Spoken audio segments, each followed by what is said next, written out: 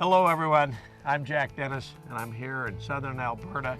We're out to catch some big rainbows here, and I'm with a legend in stillwater fishing, Brian Chan. He's one of the best fly tyers I've ever known. His patterns are well known to anybody who's cast a fly in a lake. You're sometimes known as Mr. Chironomid, aren't you?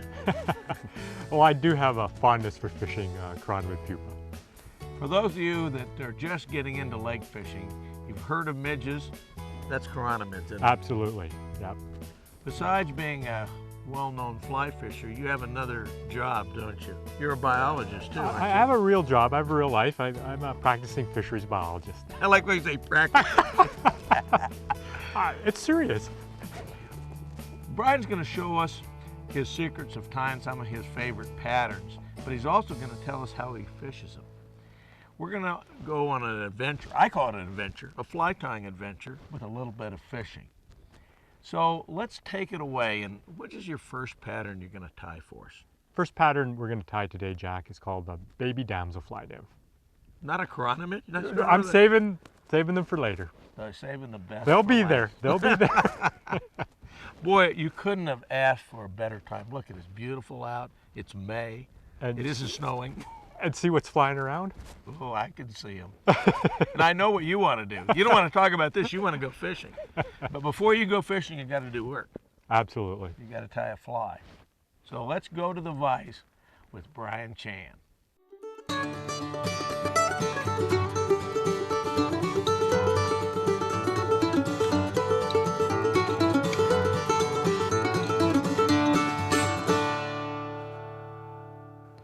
We've just spent a few hours on the lake. It's time to get back to the tying bench. And so I'm going to start off with showing you one of my favorite damselfly patterns called the baby damselfly nymph. We're going to be tying the fly on a number 10 to 16 curved caddis shrimp hook. We've got a very small gold metal bead for the bead head. We're using 8/0 olive tying thread, and I'm just going to form a base of tying thread right now. The reason why I like to use baby or juvenile damselfly nymphs is that damselfly nymphs can spend up to 2 years in the nymphal stage, and so trout will seek out the juvenile or immature stages of the nymphs as these nymphs live in amongst the long-stem bulrush and cattails in the lake. And so if they live for 2 years, that means they're available 365 days of the year. And so it's always good to have some small juvenile nymphs. It's surprising how many times you could do a throat pump of a fish during the late spring to early summer period and see the baby nymphs in their throat, so you know they're eating them. So I'm going to be using Stillwater Solutions Strung Marabou, dark olive, and that's going to form the entire body of the fly, and then I'll be ribbing it with some fine gold wire.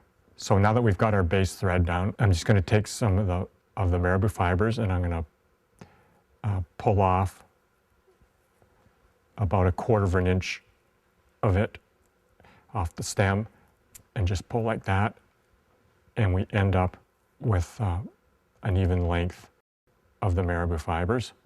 And I'm just going to tie that in for the tail like so, and I'll adjust the tail when we finish. And then I'm going to take our gold wire in at the bend of the hook and just walk that down, and then just bring my tying thread forward. And then I'm just going to wet my thumb and index finger, and I'm going to twist the marabou together so we get a nice segmented strung marabou. And I'm going to wind forward right to the gold bead, tie that off, and now I'm just going to take the gold wire and wind a rib through the body of the fly. The beauty of working with marabou and this fly is that marabou breathes in the water when you either retrieve it or wind drift it, or even hang this fly under a strike indicator. So it pulses, undulates naturally in the water. and so it provides a very lifelike action. So I'm just going to break off a few of these fibers to make sure the same even length. So I'm just going to finish the fly off using a whip finisher.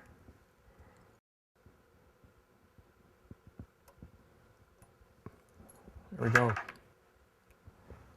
So there we have the finished fly, relatively simple to tie.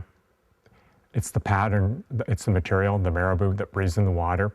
A color selection of light olive to dark olive, fished with floating lines, sinking leaders, floating lines and strike indicators suspended below an indicator, or an intermediate or slow sinking lines.